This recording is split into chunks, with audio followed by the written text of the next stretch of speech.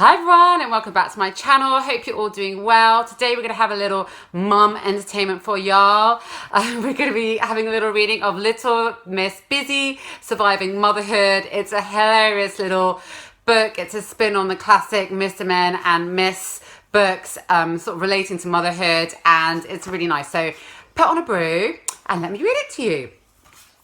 Little Miss Busy hadn't always been so busy. She used to enjoy lie-ins, lazy Sundays, and leisurely all-night raves. Yeah, sound familiar? That's me.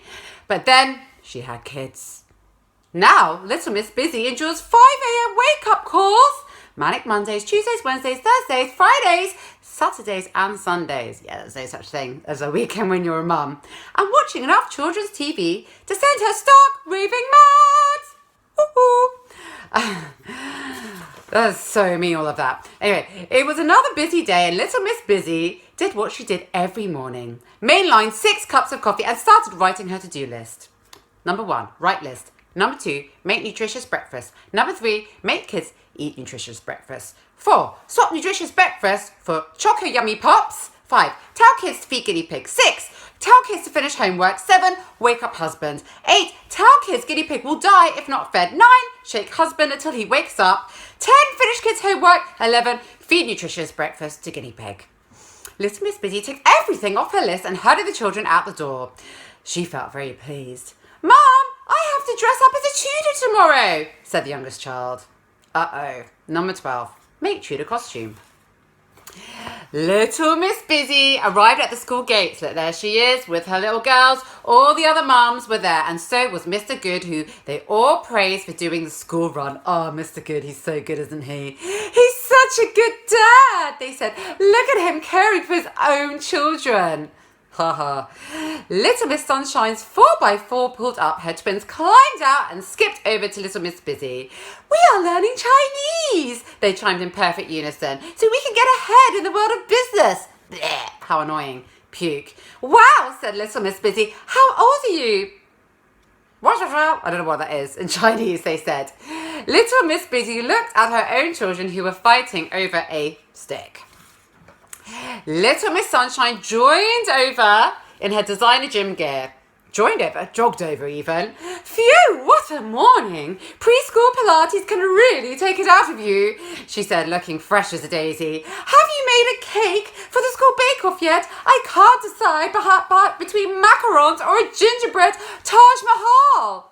How annoying. Have you got one of those mums in your school? Yes, nearly finished, said Little Miss Busy. She added bake a cake to her list. Anyway, mustache, said Little Miss Sunshine. I'm making courgette hoops for the kids. Wow, she is so annoying. After going to the shops, picking up organic courgettes and putting them back to buy fish fingers instead, Little Miss Busy went to Little Miss Tidy's to borrow a cake tin. Little Miss Tidy was very neat and organised. Look at her there, looking so organised. She never let stray Lego bricks roam around, or they never got in bed in her foot. She never let the washing pile engulf the room. And she certainly never forgot World Book Day and sent the kids in wearing bin bag cloaks with scarves scribbled in biro on their foreheads. Have you ever done that? Have you? I've got just the tin for you, beamed Little Miss Tidy. Great, I'll get it, offered Little Miss Busy. No, I have a system, shouted Little Miss Tidy, heading for the kitchen. Oh, and could you host book club tonight? As head of the PTA, I've got to alphabetize the cuddly toys for the raffle. Of course, said Little Miss Busy. She added read War and Peace and make nibbles for 8 to her list. Little Miss Busy got home, collected up all her recipe books and advice manuals and tried to ignore the 267 work emails that the bright red crayon on the wall and her growing suspicion that one of her children had weed in the plant pot. She was just trying to make a codpiece out of a toilet roll when the phone rang. It was her mother-in-law. I'm just in the area and thought I'd drop by unannounced, her mother-in-law announced. Wonderful, said Little Miss Busy. Oh no, don't you hate when that happens? She pulled out her copy of How Not to Murder Your Mother-in-Law. With a list now as long as Mr. Tickle's arm, little Miss Biddy picked the kids up from school and sat them in front of the TV with some biscuits while she attempted to clean the whole house. Poor little Miss Busy. She had just enough time to cram the plastic toys in the airing cupboard, hide the PlayStation and tell the kids not to mention Granny's beard before her mother-in-law, Little Miss Splendid, arrived. Uh-oh, here we go.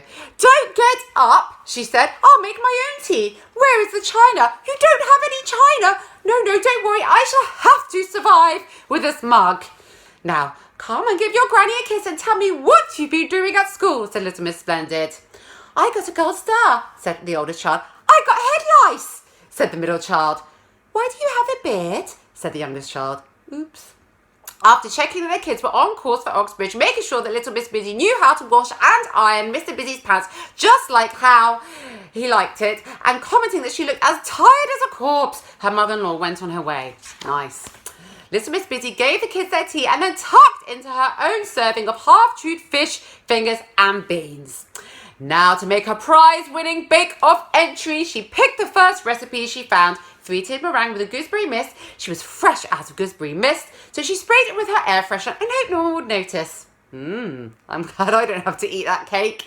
The kids helped until they said they'd be much more helpful if they played in their other room, which they resumed fighting over a stick-in. She settled down to read War and Peace, 1,000 pages. Wikipedia it was. Then all of a sudden, she heard an almighty crash. Mom! Went the children. Splat! Went the cake. Thud! Went the codpiece. Beep! Said little Miss Busy as she fell onto the bed. Does this sound like your mum life? Does it? Little Miss Busy's phone rang again. No, you can't pop round! She screamed. But it wasn't her mother-in-law. It was her best friend. Sorry, I know I said I'd call you last week, said little Miss Late. How are you? It all came flooding out and little Miss Late listened and gave her some very good advice. Get the cake from the supermarket, tell them book club is off, and let your mother-in-law know that anyone who irons their pants is a psychopath. I totally agree with that. Mr. Busy arrived home and was handed the kids just in time for the nightly pyjama battle, and little Miss Busy went to buy a cake, but on her way she saw something surprising indeed. One special fried rice, one sweet and sour pork balls, said little Miss Sunshine, as she pulled up to the drive-through takeaway. Wow, she is not so perfect, is she? Yes, and a number 4, chow mein, added little Miss Sunshine. And then she saw little Miss Busy. They were out of courgettes, she said desperately. Oh, what a fibber. Little Miss Busy went to little Miss Tidy's house to return the unused cake tin. There she is. And to tell her that she couldn't host book club. And little Miss Busy saw something even more surprising. Wait! Don't come in, said little Miss Tidy. Little Miss Tidy was buried under a huge pile of mess. I just made the front room look nice and then shoved everything in here, she wailed. Little Miss Busy knew just what to do. Book club was back on, but with less books and more bubbly. Woo! Bring on the Prosecco. I've never actually done any exercise. I just wear the clothes to make it look like I do, said little Miss Sunshine. Ha, busted. And when I say I'm doing Pilates, I'm actually sitting in my car and eating cheese. Last week, I left one of the kids at the motorway services and had to bribe him with sweets not to tell anyone, said little Miss Tidy. I've fallen asleep and all my daughters record a concerts, said little Miss Busy. It's all coming out now, the not so perfect mums. The revelations kept coming and they all agreed that it's okay to serve fish fingers, wear pyjamas under your clothes and to eat all the kids' Easter eggs and blame it on their dad. Who does that? Hands up. All of the little misses stayed up laughing and doing karaoke with a broom. Yes, that's my kind of party. The next day, little Miss Busy's wake-up call arrived painfully early. Mom! Little Miss Busy played dead. Mom! There she is. Mom! It was no use. She would have to get up and make a new list for another busy day. Mom! We've made you breakfast! Oh, amazeballs. And even though it was inedible, bleh, it was the best breakfast she'd ever had. Don't worry, Mum, we'll do all of the jobs today, said the kids. Yes! And do you know what? They did, except one. Mum, the guinea pig's dead! God, I love that book. The lesson behind that is ditch the imperfection, mums, and just like stop acting like you're perfect when you're not, and none of us are, and just have a chill book party with loads of Prosecco. Anyway, I hope you enjoyed that. If you did enjoy that book, I'll include info on where to get it below. If you love this, give it a share, give it a thumbs up, hit subscribe, and look out for more from me soon. Thanks for watching, everyone. Bye.